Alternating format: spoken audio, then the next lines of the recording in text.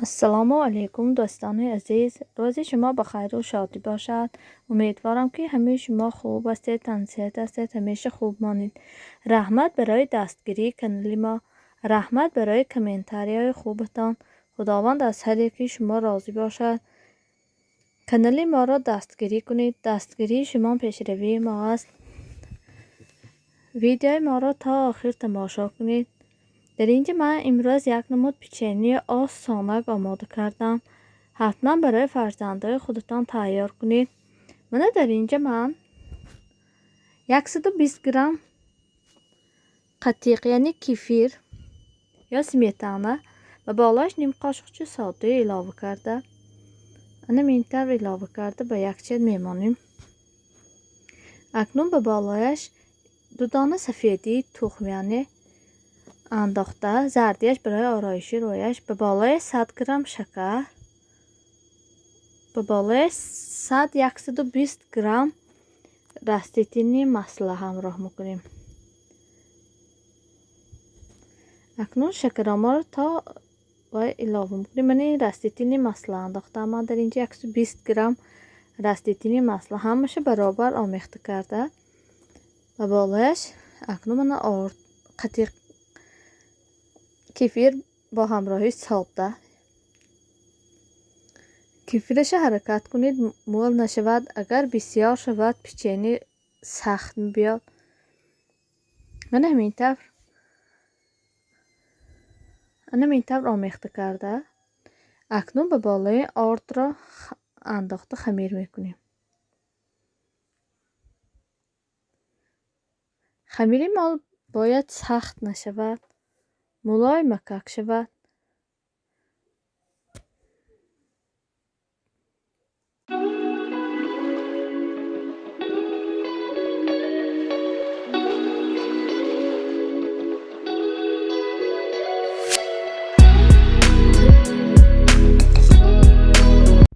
اکنون من خمیرم تیار شد. در مدت نیم ساعت به یخدان گذاشتم.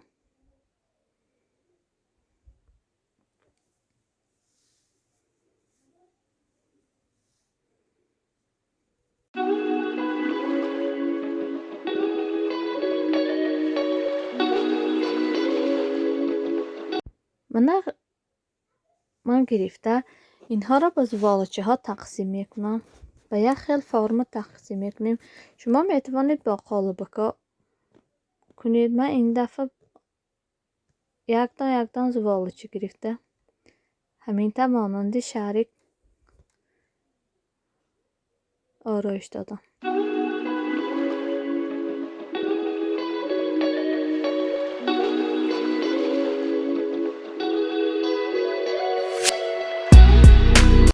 همینطور با مانند شریک کرده به لیست دخافکامان کرده. اکنون زردی گرفته ماندگی من را به بالایش آرایش داده با شکر آرامیدیم.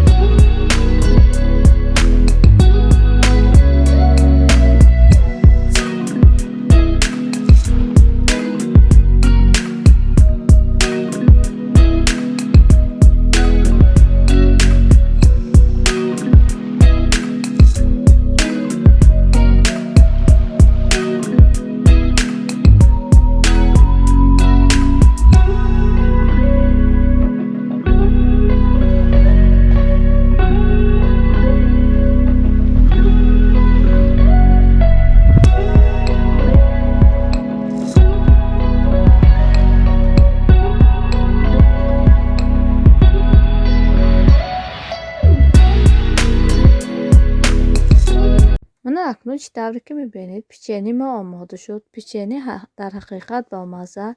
شما میتوانید برای آهلیه خودتان این نمود پیچنی را ilave کنید. رسپت این همه وقت در خانه هر یکی ما هست. حتما آماده کنید.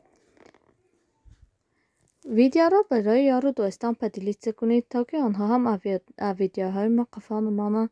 رحمت برای دستگیری هاتان.